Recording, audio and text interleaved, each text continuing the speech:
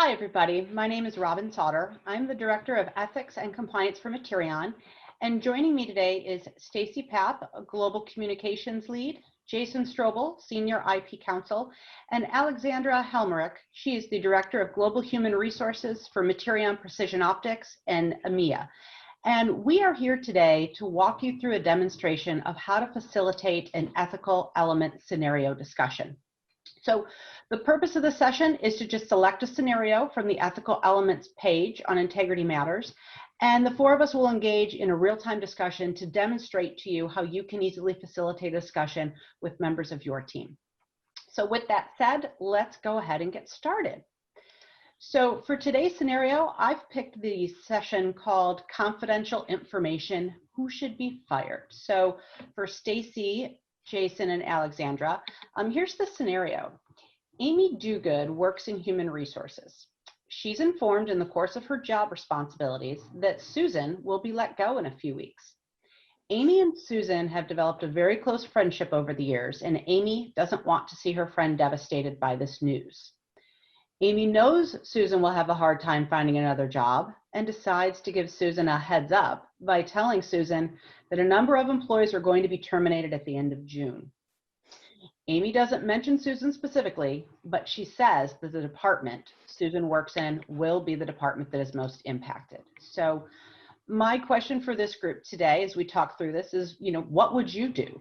Do you think this action was ethical? I mean, if I want to play devil's advocate, Amy in HR, she didn't actually tell Susan that she would be terminated, but should Amy have said any of this to her colleagues? So I think to get some feedback and opinions from the group, if you don't mind, Alexandra, we'll start with you. What would you have done in this situation? What do you think about Amy's actions?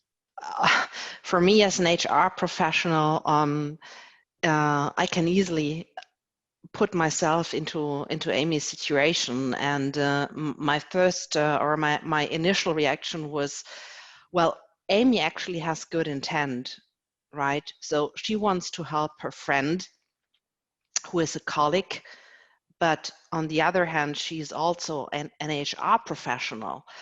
And what I see here is a conflict of interest, and also conflict of loyalty, I guess. And it is also actually a good example that illustrates that those real life situations that happen, and they do happen occasionally in an HR professional's life, it's not easy or not always clear what is really ethical and what is not ethical. So it is not a black or white. There is typically a gray area. Yeah, I think so. And Jason, what are your thoughts on that? It's really a challenging situation. It's one of the things that happens the longer you're in an organization, you start to befriend some of the people that you work with. And we all learn confidential information from time to time that we probably shouldn't share with other people. And so one of the concerns that I have in situations like this are, well, you may tell one person with the intention that you're helping your friend, but suddenly she tells someone else that some people in this department will be let go. And then that becomes a rumor mill. It makes for a very difficult work environment because suddenly everyone comes to work every day wondering, is today the day that people from our team are let go? Is today the day that I don't have a job? And while you started out trying to do a thing that was good for your friend, what you've actually done is caused a lot of chaos for an entire department and perhaps for the whole company.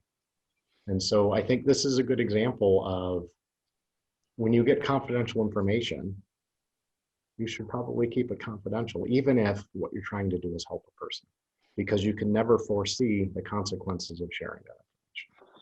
Yeah, I think you bring up a really good point. And, this scenario, again, I think it creates, as Alexandra said, a big conflict of interest because we're human nature and it's personal. You don't want to see somebody, if you have information about somebody you know and like, I think sometimes we might feel this personal obligation to say something, but to your point, we are obligated in our roles to hold that information. And while the intent might be good to help somebody, you bring up a good point. What is the rumor mill that sparks off of that? I think there's too many unintended consequences that would result as in your mind, you might be rationalizing, well, I didn't really say it was her. I just gave her the hint that it was her department. That goes down a really, really, really bad slope. And at the end of the day, as hard as it is, I think the best and most ethical thing to do is to just keep it to yourself, because you are obligated to protect the company. Doesn't mean you still can't have a friendly relationship with the employee, and hopefully they would understand we're all obligated to protect the information we have. But Stacy, do you have any thoughts on how Amy acted, or if you thought it was ethical or unethical? Do you think she was justified in saying anything? Yeah, this one's kind of tough for me because I mean it's a head and a heart argument as well as kind of a boundaries test, right? So your head is saying, I've learned this information and I need to keep it confidential, as Jason mentioned, and it's really crucial that I keep this to myself. But my heart is saying, I really care about this person as a coworker and a friend. I don't want to see anything happen to them. What if they come back and say, did you know about this? And you have to answer yes. That's a whole other part of this discussion. So I think that, there's always going to be a war of those two worlds. But I think, to exactly what Jason mentioned earlier, it's confidential information is exactly that. To me, I always think that if I've been told something in confidentiality, it's up to me to keep that secret to myself. And secrets are no fun. We all know how that saying goes, but it's, when it's in the world of business, it's way different. And sometimes you learn things that are harmful when it comes to maybe retention in this case, which is a great example. But I think we all learn confidential information every day.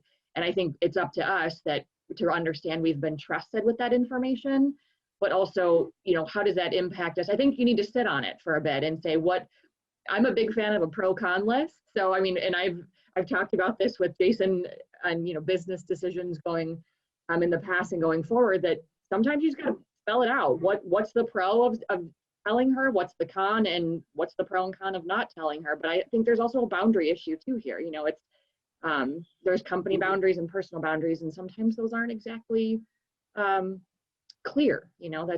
Things get a little bit blurry. So I don't have a clear answer for it, but I can tell you that I would struggle with a head and a heart argument for a while on this. You don't want to see anything happen to somebody, but you also know the implication.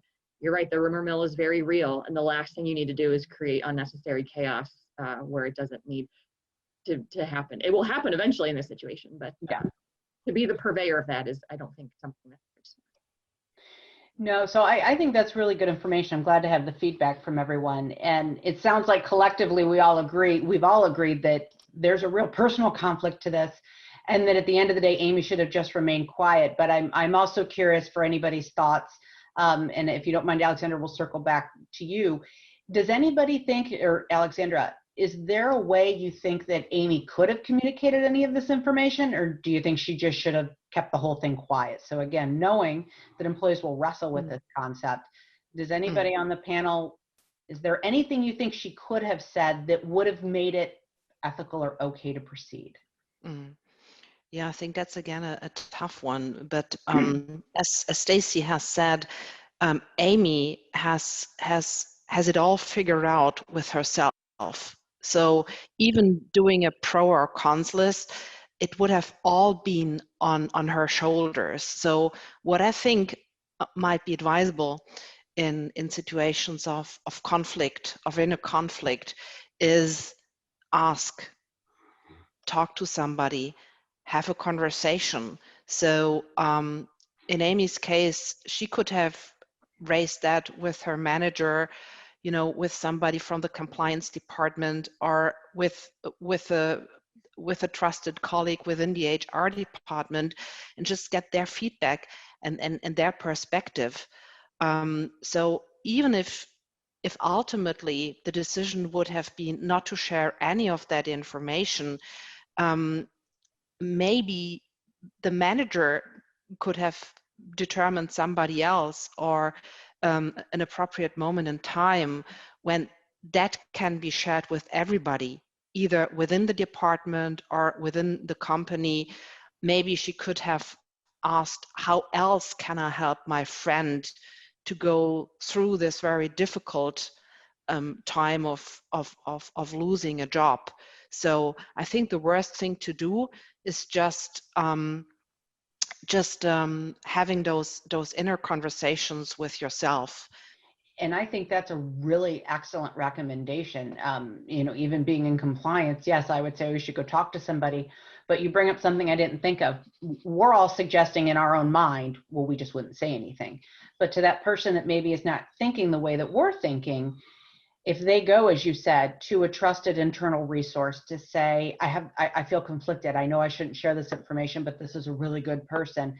Hopefully by doing that, they'll almost get validated as to why they have an obligation to keep it quiet. Or to your point, maybe the manager will come up with a solution that says, you know what, maybe we do need to tell these employees sooner. But I think having that conversation and telling somebody, I've got this real conflict, can you help me through it, will either make them realize the perspective we've all been discussing, make them realize the consequences of what could go wrong, because their intent is to inform and do good, but there could be bad consequences to that. And I think by reminding somebody, go back and circle to somebody and validate what you're thinking, they'll hopefully give the perspective and make them feel good about choosing to be confidential and choosing to do what's right because of the company. And hopefully that won't, damage any personal relationship that they would be worried about. And Jason or Stacy, I don't know if you have any thoughts on that. If you think there's anything Amy could have done outside of what Alexandra's recommended. I've got two thoughts. So one, when we have hard questions like this, I guess it's important for everyone to remember that you're not in it alone, right? And this is for issues like this, but this is for all the difficult problems that we face. It's part of the reason why we work on teams, is because we're better when we're working with each other. And so I don't think anyone should ever feel this tremendous burden of, I have to make the right decision on this and I'm the only one who can make it. So I think starting with that, so then it's a good point Alexandra has made, talk with someone, because everyone is interested, I think, in making the right decision. And no single person ought to feel the obligation to be the one to make that decision. And then you might think, well, what are some other ways you could potentially tip off your friend, right? So you could start sending them, you could say, hey, I found this job opportunity. It looks like a good one for you, right? Or you could say, oh, I was looking on LinkedIn the other day and I see that you haven't updated your profile for a while. Maybe that's the sort of thing that I've just done. Maybe it's something you could consider doing too. Now the question, I think at that point becomes, well, does your friend say, oh, do you think I need to do that? And then they start to worry. And so there's always a balance. And again, this is why when we're faced with these difficult questions, it's probably good to talk with somebody else. Yeah. And this is why it's important to have people that we work with who we trust, so that we can go to them when we've got sensitive discussions and we know that they'll give us what they think is the right advice. I think, Robin, to dovetail on what Jason said, I think asking questions, and this goes back to what Alexandra said as well, is ask questions of how do I handle this, but also ask questions that that you'll have an open answer to of your friend. So Amy can say, hey, how are things going? I think that's a really loaded question to ask somebody, because you're going to get an answer that sometimes you're not prepared for.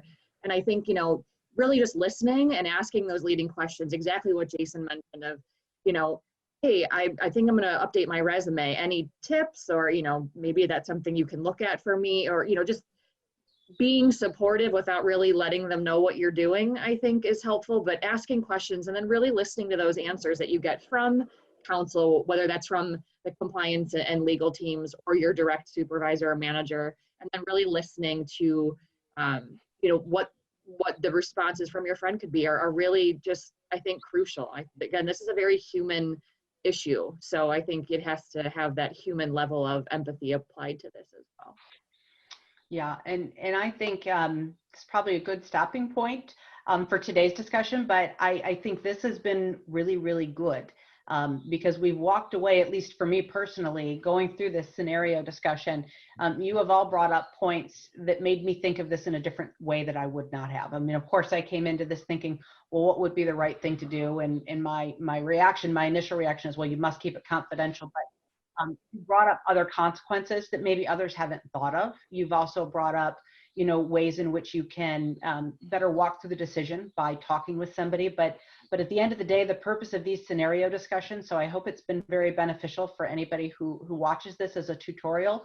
The whole purpose of this is we've just had some really good dedicated discussion on what's the right thing to do, what is the ethical thing to do. And it wasn't clearly a right or wrong, but I think the more we take the opportunity to have these discussions with our teams and really think through what's the right decision, we can avoid either what we perceive to be our immediate reaction on how to act on something, whether it's, as Alexandra recommended, go talk to somebody about it, or Stacy, you and Jason brought up too, there's ways you can think to be good and productive, but taking the time to think about the consequences of our actions. And that's really what the purpose of these scenarios are, is I want everybody remembering that ethics, just like safety and compliance regulations, it all needs to be top of mind. And if we're thinking about how is my decision right, is my decision ethical, it's going to make those future decisions just become that much more clear if you're taking the time to make a conscious thought about it. So with that being said, I think I'll close up today's session. I think this was really good. I want to thank Stacy and Alexandra and Jason for joining me, and I hope you find this tutorial helpful. If you do have any questions about ethical elements or how to further facilitate a scenario, please feel free to reach out to me directly. You can feel free to reach out to Human Resources or any member of the legal team. We're always happy to help you walk through these discussions. So thanks very much and have a great day.